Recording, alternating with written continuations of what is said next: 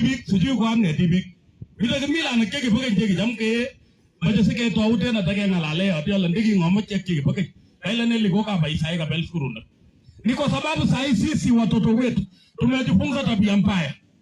Tunapembeleza watoto wetu sana na wazazi tumelaumiwa pakubwa kwa sababu sisi ndio tunapembeleza watoto. Unaita mtoto yako msichana kama mama. Unaita mtoto kijana kama baba. Alafu bwana yako na bibi yako unaita babe. Na mama mwalimu samani alikuwa ananiambia babe ni mtoto kidogo. Sasa unakuja ita ndume hapo mwingine ati babe. Unaita mama alitoka kwa huko na meno 34 ati babe. Sasa kama mama na baba wanaenda shule. Wanaenda chama shule. Alafu babe wanabaki nyumbani.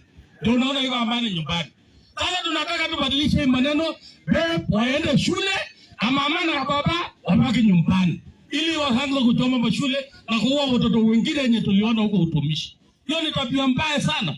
Hii maneno ya kuita ina bwana yako my husband. Ina bibi yako my wife.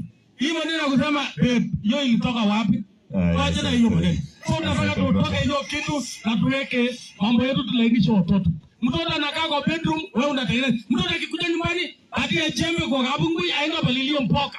Hata mtoto aenda akamue. Maneno kupatia mtoto simu na anaishi kwa bedroom. Hata mtoto wangu apendi maneno mengi. Wewe chunguza hiyo maneno, mtoto anakaa kwa bedroom akifanya nini? Wewe ameingia na mapepo. Toka hapo. Hata mtoto nje huko afanye kazi, akikuja nyumbani half time, akikufunga shule, atia maid, wala wako na maid. Ambia maid aende lift, huyu mtoto apige, wakamue, wachunge ng'ombe na wapalilie mpoka.